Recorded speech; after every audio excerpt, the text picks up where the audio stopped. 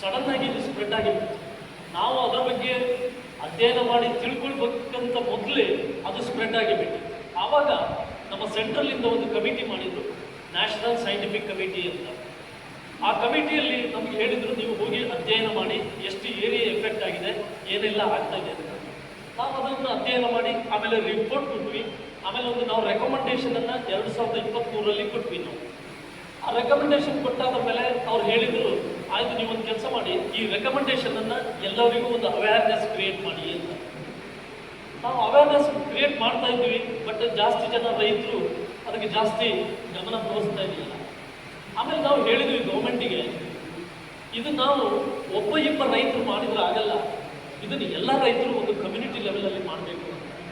ಅದಕ್ಕೆ ಅವ್ರು ಹೇಳಿದ್ರು, ಆ ಥರ ಆದರೆ ನೀವು ಒಂದು ಕೆಲಸ ಮಾಡಿ, ಎಷ್ಟು ಏರಿಯಾಗೆ ಎಫೆಕ್ಟ್ ಆಗಿದೆ, ಇದನ್ನು ಎಫೆಕ್ಟಿವ್ ಆಗಿ ಮ್ಯಾನೇಜ್ ಮಾಡಬೇಕಾದ್ರೆ ಏನೇನೆಲ್ಲ ಬೇಕು, ಎಷ್ಟು ಖರ್ಚಾಗುತ್ತೆ. ನಾವು ಪುನಃ ಅದನ್ನು ಅಧ್ಯಯನ ಮಾಡಿ ಒಂದು 59,000 ಹೆಕ್ಟೇರ್ನಲ್ಲಿ ಇದು ಎಫೆಕ್ಟ್ ಆಗಿದೆ. ಇದನ್ನು ಮ್ಯಾನೇಜ್ ಮಾಡಬೇಕಾದ್ರೆ ಎಷ್ಟು ಕೆಮಿಕಲ್ ಬೇಕು, ಎಷ್ಟು ಮ್ಯಾನ್ ಪವರ್ ಬೇಕು, ಯಾವ ಥರ ಸಾಯಿಲ್ ಹೆಲ್ತ್ ಮ್ಯಾನೇಜ್ಮೆಂಟ್ ಮಾಡಬೇಕು, ಎಲ್ಲ ವರ್ಕೌಟ್ ಮಾಡಿ ನಾವು ಒಂದು 225 ಕೋಟಿ ಬೇಕಾಗುತ್ತೆ ಅಂತ ಹೇಳಿದ್ವಿ. ಅದು ನಾವು ಗೌರ್ಮೆಂಟಿಗೆ ಸಬ್ಮಿಟ್ ಮಾಡಿದ್ವಿ. ಅದು 24ರಲ್ಲಿ ಸಬ್ಮಿಟ್ ಆಯಿತು. ಆಮೇಲೆ ಒಂದು ಸಲ ಸಾಗರಕ್ಕೆ ನಮ್ಮ ಅಗ್ರಿಕಲ್ಚರ್ ಮಿನಿಸ್ಟರ್ ಬಂದಿದ್ದರು. ಅವಾಗ ಎಲ್ಲ MP MLAs ಇವನ್ ನಮ್ಮ ಕಾಗೇರಿ ಸಾಹೇಬರು ಎಲ್ಲರೂ ಇದ್ದರು. ಅವರಿಗೆ ಹೇಳಿದರು, ಈ ಥರ ಒಂದು ರಿಪೋರ್ಟ್ ಸಬ್ಮಿಟ್ ಆಗಿದೆ ಅಂತ. ಅವರು ಅದನ್ನು ಕೇಳಿಬಿಟ್ಟು ಅವತ್ತು ಅಲ್ಲೇ 67 ಕೋಟಿ ಅಲ್ಲೇ ಸ್ಯಾಂಕ್ಷನ್ ಮಾಡಿಬಿಟ್ಟಿದ್ರು. ಈ ವರ್ಷದ್ದು ಈಗ ಮ್ಯಾನೇಜ್ ಮಾಡಲಿಕ್ಕೆ ನಮ್ಮ ಸೆಂಟ್ರಲಿಂದ ಇಷ್ಟು, ಆಮೇಲೆ ಸ್ಟೇಟ್ ಗೌರ್ಮೆಂಟಿಂದ ಇನ್ನೂ 40% ಬರಬೇಕು ಅಂತ. ಅದಕ್ಕೆ ಸ್ಟೇಟ್ ಗೌರ್ಮೆಂಟು ಒಪ್ಕೊಂಡ್ಬಿಟ್ಟು ಇಬ್ಬರು ಇದನ್ನು ಒಟ್ಟಿಯಾಗಿ ಮ್ಯಾನೇಜ್ ಮಾಡೋಣ ಅಂತ ಬಂದರು. ಅದು ಬಟ್ ಬರಬೇಕಾದ್ರೆ ಏನಾಗಿಬಿಟ್ಟಿತ್ತು ಅಂದರೆ, ಅದನ್ನು MIDH ಗೈಡ್ಲೈನ್ಸ್ ಅಂತ, mission for integrated development of horticulture, ಅದರದ ನಿಯಮದ ಪ್ರಕಾರ ಇದನ್ನೇ ಇಂಪ್ಲಿಮೆಂಟ್ ಮಾಡಬೇಕಂತ.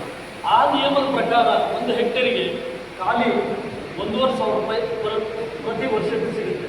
ಬಟ್ ನಾವು ಮಾಡಿದ ರೆಕಮೆಂಡೇಶನ್ ಪ್ರಕಾರ ಅದು 3 ವರ್ಷಕ್ಕೆ 40,000 ಇತ್ತು. ಹಾಗಾಗಿ ಅಲ್ಲಿ ತುಂಬ ಗ್ಯಾಪ್ ಇತ್ತು. ಕರ್ನಾಟಕ ಗೌರ್ಮೆಂಟ್ ಹತ್ರ ಅದನ್ನು ಇಂಪ್ಲಿಮೆಂಟ್ ಮಾಡಲಿಕ್ಕೆ ಆಗಿಲ್ಲ. ಹಾಗಾಗಿ ಅದು ದುಡ್ಡು ವಾಪಸ್ ಹೋಗಿದೆ. ಅದೇ ಟೈಮಲ್ಲಿ ನಮ್ಮ ಸೆಂಟ್ರಲ್ ಗೌರ್ಮೆಂಟ್ ನಮ್ಮ ರಿಸರ್ಚ್ ಆರ್ಗನೈಸೇಷನಿಗೆ ಮತ್ತು ನಾವು CBCRI ಮತ್ತು ಶಿವಮೊಗ್ಗ ಅಗ್ರಿಕಲ್ಚರ್ ಯೂನಿವರ್ಸಿಟಿಗೆ ನೀವು ಡೆಮಾನ್ಸ್ಟ್ರೇಷನ್ ಮಾಡಿ ತೋರಿಸಿ ಅಂತ ಒಂದು ಪ್ರಾಜೆಕ್ಟ್ ಕೊಟ್ಟರು. ನಾವು ಆ ನಿಟ್ಟಿನಲ್ಲಿ 4 ಡಿಸ್ಟ್ರಿಕ್ಟ್ಗಳನ್ನು, ಶಿವಮೊಗ್ಗ, ಚಿಕ್ಕಮಗಳೂರು, ದಕ್ಷಿಣ ಕನ್ನಡ ಮತ್ತು ಉತ್ತರ ಕನ್ನಡದ 4 ಡಿಸ್ಟ್ರಿಕ್ಟ್ಗಳನ್ನು ತಗೊಂಡು ನಾವು ಈಗ 1 ವರ್ಷದಿಂದ ಡೆಮಾನ್ಸ್ಟ್ರೇಷನ್ ಮಾಡ್ತಾ ಇದ್ದೀವಿ. ನಾವು 15 ದಿವಸದ ಹಿಂದೆ ನಾವು ಮಾಡಿದ ಡೆಮಾನ್ಸ್ಟ್ರೇಷನನ್ನು ದಕ್ಷಿಣ ಕನ್ನಡದಲ್ಲಿ ಅಲ್ಲಿಯ ರೈತರಿಗೆ, ಅಲ್ಲಿಯ MP ಅವರ ಜೊತೆ ನಾವು ಇದನ್ನು ಡೆಮಾನ್ಸ್ಟ್ರೇಷನ್ ಮಾಡಿ ತೋರಿಸಿದ್ವಿ. ಅಲ್ಲಿಯೂ ರೈತರು ತುಂಬ ಖುಷಿಯಾಗಿದ್ದಾರೆ. ಅದೇ ಥರ ನಾವು ಮಾಡಿದ ಇಲ್ಲಿಯ ಡೆಮಾನ್ಸ್ಟ್ರೇಷನನ್ನು ನಿನ್ನೆ ಮತ್ತು ಇವತ್ತು ನಾವು ಎಲ್ಲ ಫೀಲ್ಡಿಗೆ ಹೋಗಿ ನೋಡಿದ್ದೀವಿ. ಎಲ್ಲ ರೈತರು ಇದರ ಬಗ್ಗೆ ಭಾಳ ಕುತೂಹಲದಿಂದ ಇದನ್ನು ಭಾಳ ಚೆನ್ನಾಗಿ ಇಂಪ್ಲಿಮೆಂಟ್ ಮಾಡ್ತಾ ಇದ್ದಾರೆ. ಇದೇ ಥರ ಮಾಡ್ತಾ ಹೋದರೆ ನನ್ನ ಐಡಿಯಾ ಪ್ರಕಾರ ಇನ್ನು ಒಂದು 2-3 ವರ್ಷದಲ್ಲಿ ನಾವು ಯಾವ ಥರ ಮೊದಲು ಅಡಿಕೆ ತಗೊಳ್ತಾ ಇದ್ದೀವಿ ಅದೇ ಥರ ಅಡಿಕೆ